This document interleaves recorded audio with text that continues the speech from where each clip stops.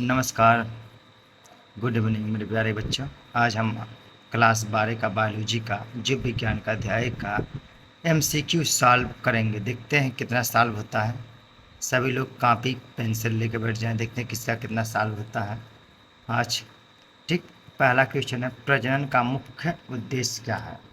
प्रजनन का मुख्य उद्देश्य क्या है? इसमें से पहला ऑप्शन है भोजन बनाना, दूसरा जीवन का निरंतर बने रहना, तीसरा है शरीर का विकास, चौथा है ऊर्जा प्राप्त करना। इसमें से बताइए आप लोग सटीक आंसर क्या है? प्रजनन का मुख्य उद्देश्य इसमें क्या है? इसमें बी आला ऑप्शन अच्छा है, जीवन का निरंतर बने रहना। क्वेश्चन सेकेंड देखते हैं। दूसरा क्वेश्चन देखते हैं। अमीबा में प्रजनन किस प्रकार से होता है? अमीबा में प्रजनन किस प्रकार से होता है? अमीबा में प्रजनन कैसे होता है? द्विखंडी विभाजन द्वारा, या वहीखंडी विभाजन द्वारा, अंकुरण द्वारा, या बीजाणु जनन द्वारा। तमीबा में विभाजन कैसे होता है? सबसे पहले बताइए। तमीबा में विभाजन किसके द्वारा होता है? द्विखंडी विभाजन द्वारा। किसके द्वारा? द्विखंडी विभाजन द्वारा। यह वाला ऑप्शन सही है। नेक्स्ट तीसरा क्वेश्चन देखते हैं। इष्ट में प्रजनन किस विधि द्वारा होता है? इष्ट में प्रजनन किस विधि द्वारा होता है? द्विखंडी विभाजन, अंकुरण, बीजाणु जनन, या खंडन द्वारा। तो इसमें अभी हम पढ़ाए का अगले वीडियो में बताए थे। इष्ट में प्रजनन किस विधि द्वारा होता है? इष्ट में प्रजनन अंकुरण विधि द्वारा होता है। किस द्वारा? अंकुरण विधि द्वारा होता है। नेक्स्ट जीवों का जीवन काल होता है। जीवों का जीवन काल कितना होता है? तो क्या होता है? सभी जीवों में समान होता है, प्रजातियों में भिन्न होता है, या केवल पौधों में समान होता है, या केवल पशुओं में समान होता है। जीवों का जीवन कैसा होता है? जीवों का जीवन प्रजातियों में भिन्न भिन्न होता है। अलग अलग प्रजातियों में अलग अलग जीवन काल होता है। नेक्स्ट चौथा क्वेश्चन देखते हैं।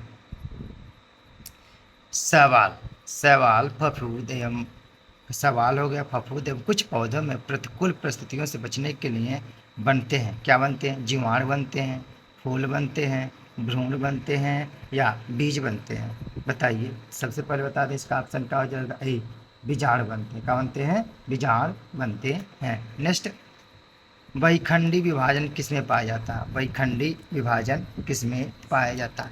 पहला अमीबा में, प्लाज्मोडियम में, अमीबा में या प्लाज्मोडियम में, इस्ट में या हाइड्रा में। वहीखंडी में, वहीखंड में बाहर की तरफ विभाजन किसमें होता है? वहीखंडी विभाजन किसमें होता है?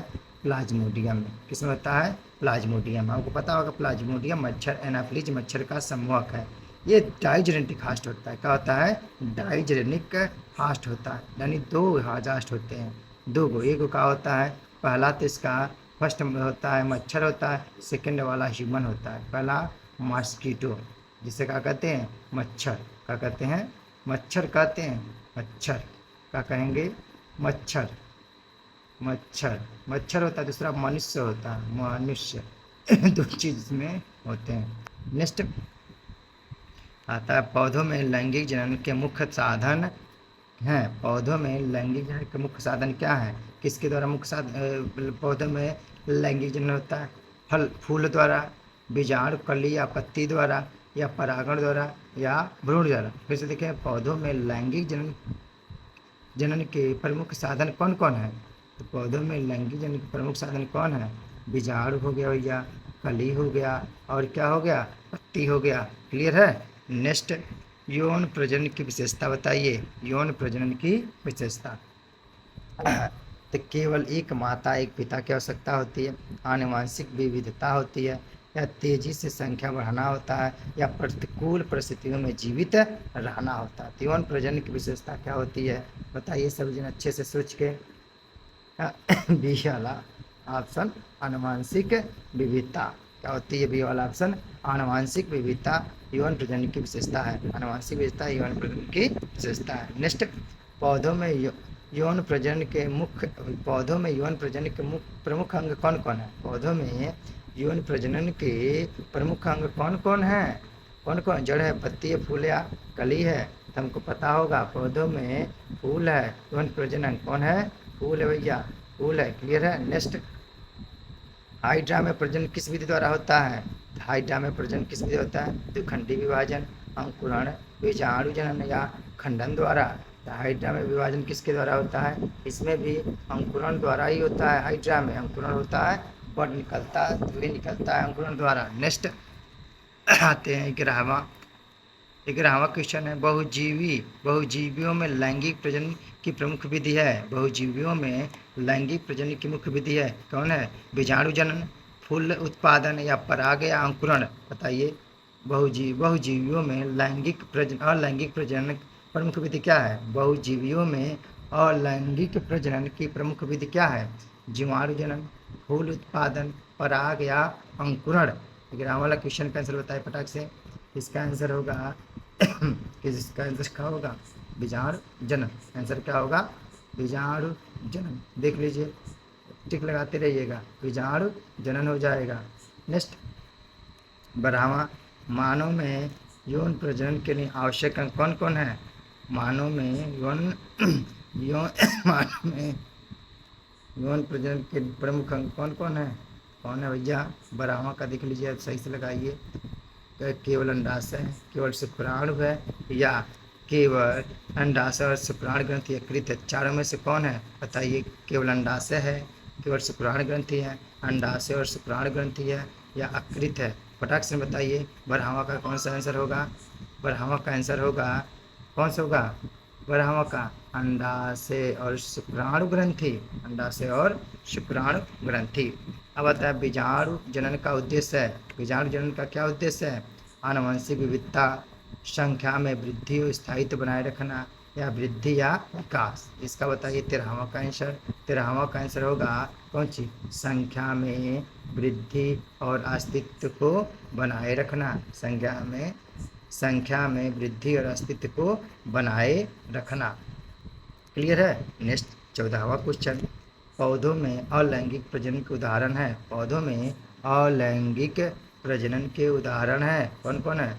अलैंगिक जनन, अलैंगिक बताए थे, जिसमें एक नर या एक मादा जननांग भाग लेता है, उसे क्या कहते हैं? अलैंगिक जनन कहते हैं। इसमें होगा मटर और चना में, हाइड्रा प्लाज्मोडियम में, गुलाब की कली और आलू की गांठ में, मानव शिर में। 14वां का आंसर आप बताइए, देखते क्या बताता है। हाँ पक्का, गुलाब और कली में। किसमें होगा? गुलाब और कली में। यौन प्रजनन से होने वाले लाभ, यौन प्रजनन से होने वाले लाभ कौन है?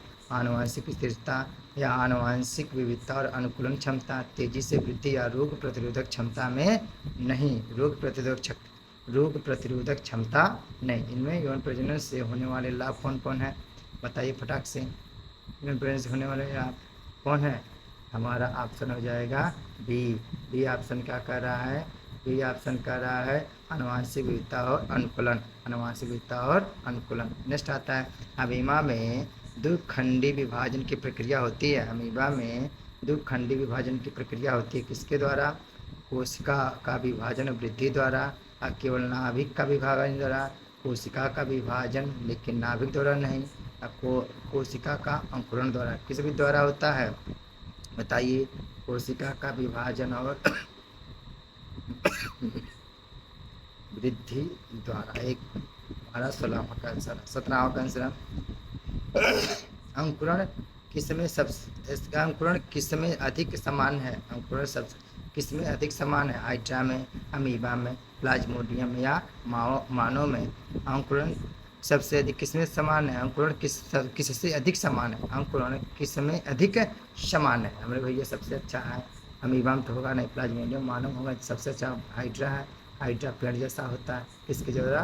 पेड़ द्वारा। हाइड्रा किसके द्वारा होता है? पेड़ द्वारा होता है। इसे कर सकते हैं, तो इसमें क्या होगा? अंकुरण होने की संभावना है, यही सही हो जाएगा। परागण और अंडाणु का मिलन कहलाता है, परागकण और अंडाणु का मिलन कहलाता है बीजाणु जनन, निषेचन, अंकुरण या विभाजन। बताइए फटाक से। 18वां का होगा भैया ये निषेचन का होगा, निषेचन। यानी निषेचन किसे कहते हैं? परागकण और अंडाणु जब मिलेगा तब क्या होगा? निषेचन होगा।